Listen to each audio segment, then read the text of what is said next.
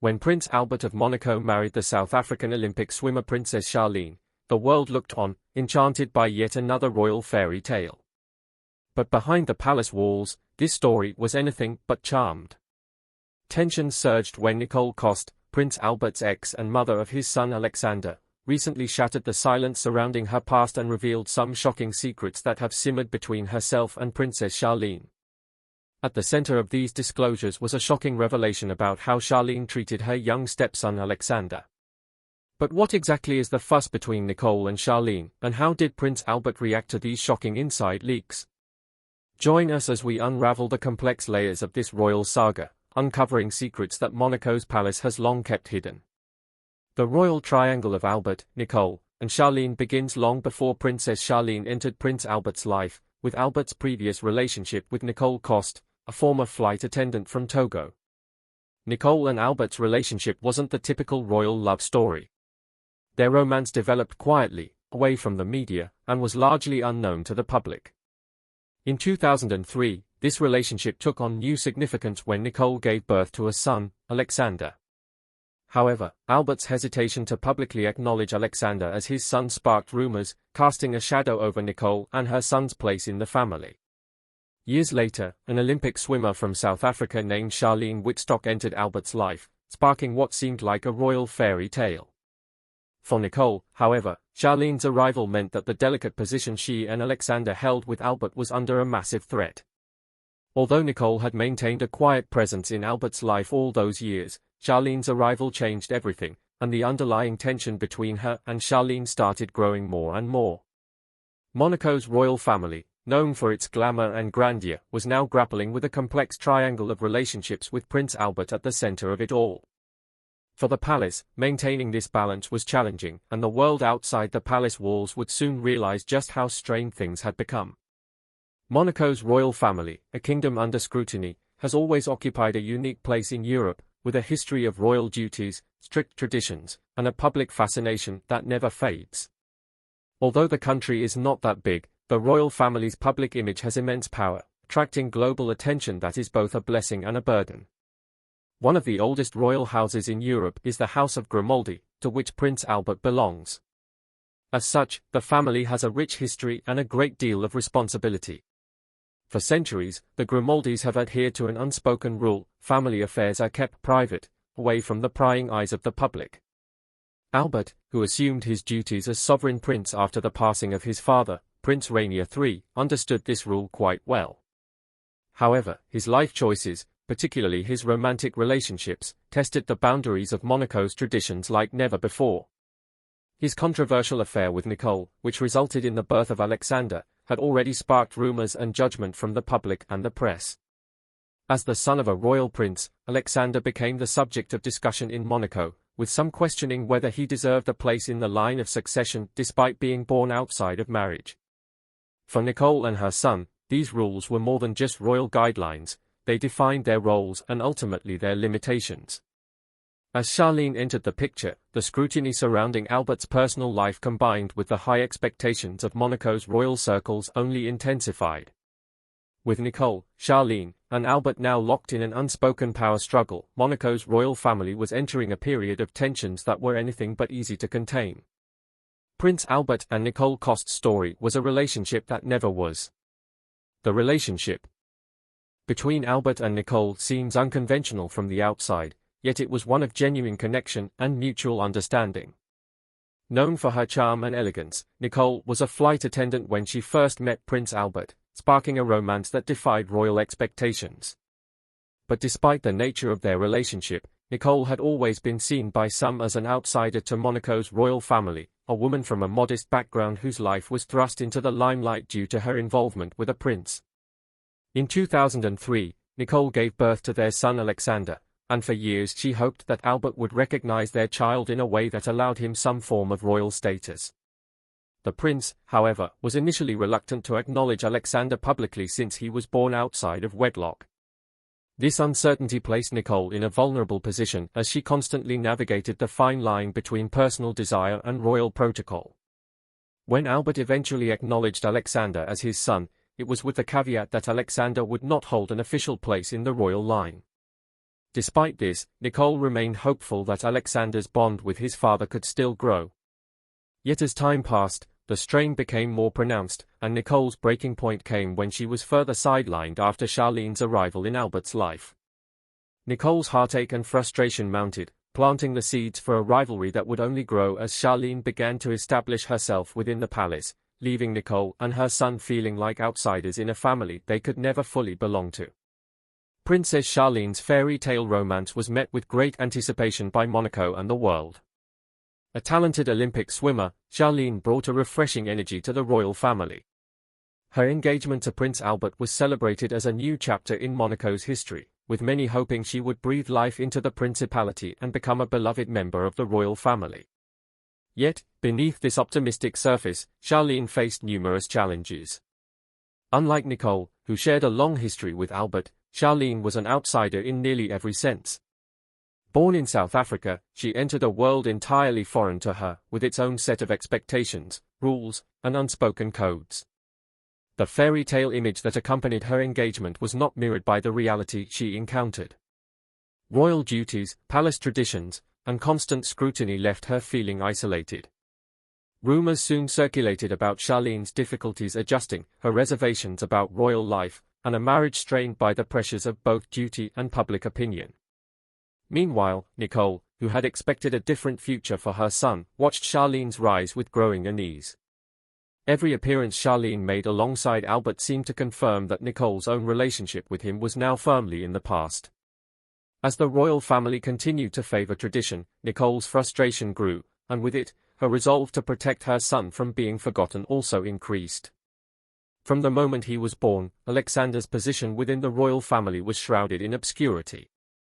Despite being Albert's son, his parents' unmarried status meant that Alexander would never inherit his father's title or be included in Monaco's line of succession. This royal protocol, while rigidly traditional, made sense to the palace, but for Nicole, it was a painful reminder of the limitations imposed upon her son. Though Albert provided for Alexander and remained involved in his life, Nicole felt that her son's place within the family was always precarious. As Alexander grew older, the absence of a title became more noticeable. Nicole had always dreamed that Alexander might one day enjoy the privileges of his heritage, even if he didn't officially hold a royal title. She was particularly hopeful that Albert would find ways to recognize Alexander beyond financial support, perhaps by allowing him to participate in certain royal events or by giving him a more prominent role within the family. This exclusion, however, became a wound that Nicole couldn't ignore. The title her son would never receive, the privileges that remained out of reach, all these factors weighed on Nicole, breeding a resentment that she kept largely private. When Charlene joined the family, Nicole's fears intensified, and she began to feel that Charlene's influence over Albert might make her son even more marginalized. This fear would soon prove all too justified, sparking a silent yet deep-seated resentment that would eventually reach the public's ears in dramatic fashion. The breaking point for Nicole came with an event that would later become the cornerstone of her grievances against Charlene. According to Nicole, after Charlene and Albert's engagement, Charlene made a drastic decision. She reportedly moved Alexander to the palace's employee wing. While this act didn't come to the public eye at that time, it struck a painful blow to Nicole. Her son, deeply loved by her and holding a place in his father's heart, was suddenly relegated to quarters typically reserved for palace staff. This decision was a shocking disregard for Alexander's dignity and position. Although he did not hold an official title, Alexander was still Albert's son. Nicole saw this alleged act as Charlene's attempt to isolate her child, perhaps out of jealousy or insecurity. The choice to place Alexander in the employee wing felt to Nicole like an outright rejection, not just of her son, but of her as well. Over time, this incident became a haunting memory, one that stirred Nicole's protective instincts and planted seeds of bitterness. To Nicole, it was as if her son had been officially dismissed from the royal family, his role reduced to that of an outsider within the very palace his father governed. While Nicole initially kept her hurt private, it became the spark that would later lead her to speak out, determined to reveal the injustices she believed had been inflicted upon her and her son. For years, Nicole kept her feelings and memories locked away, choosing silence over scandal. But as tensions grew, she reached a point where silence felt more painful than speaking out. In a powerful series of interviews and claims that reverberated through Monaco, Nicole finally revealed the painful details of her son's treatment within the palace, including the alleged decision by Charlene to move Alexander to the employee wing. With steely conviction, Nicole declared, "I'm exposing this no matter what." It was a declaration born of years of hurt, fear, and perceived betrayal. Nicole's words struck a chord, drawing the world's attention and leaving the palace shaken.